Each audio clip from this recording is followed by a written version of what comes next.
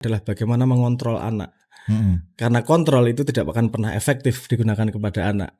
Karena anak akan, kalau sudah tidak ada kontrolnya, dia akan berlaku yang berbeda sama sekali. Nah, makanya tadi ketika di awal saya mengatakan bahwa keluarga adalah di mana kita melepas topeng.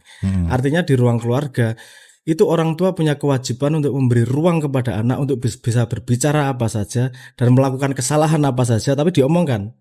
Karena nggak usah anak kecil sekarang ya, anak kecil zaman dulu itu percobaannya juga macam-macam. Itu bagian dari menjadi anak muda. Anak kecil itu mencoba limit. Gini bisa nggak, efeknya gimana dan seterusnya. Kadang-kadang dia harus merasakan merasakan efeknya untuk kemudian berhenti di situ. Nah, tapi itu tidak akan terjadi kalau di ruang keluarganya tidak memberi ruang untuk semua berbicara apa adanya, langsung dijudge, ini buruk, ini nggak boleh, ini boleh dan seterusnya, tanpa membiarkan anaknya berproses.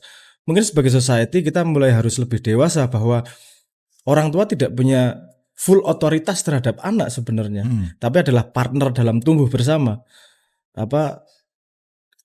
Orang tua mungkin umurnya lebih dewasa, tapi nggak bisa ngomong bahwa kamu lebih berpengalaman di dunia online.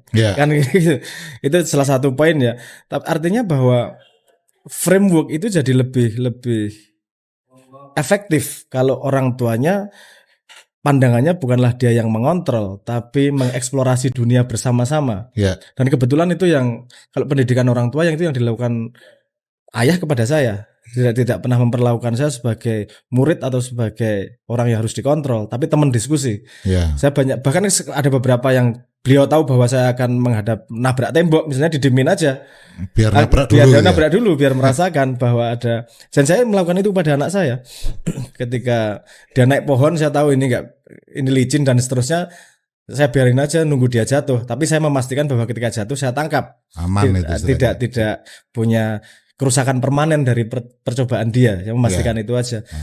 Jadi ya dia juga mengalami eksplorasi tersebut. Kalau misalnya dulu saya pernah ngomong, mumpung masih kecil, lakukan kesalahan sebanyak mungkin. Mumpung efeknya masih kecil. Kalau sudah tua nggak pantas gitu. Kalau sudah tua efeknya akan besar. Kalau nyolong ketika kecil itu paling nyolongmu maksimal rambutan. Permen temennya, digampar atau dihukum. Nah, itu efeknya beda. Satunya efeknya cuma sakit kepalanya, satu efeknya di penjara kan gitu.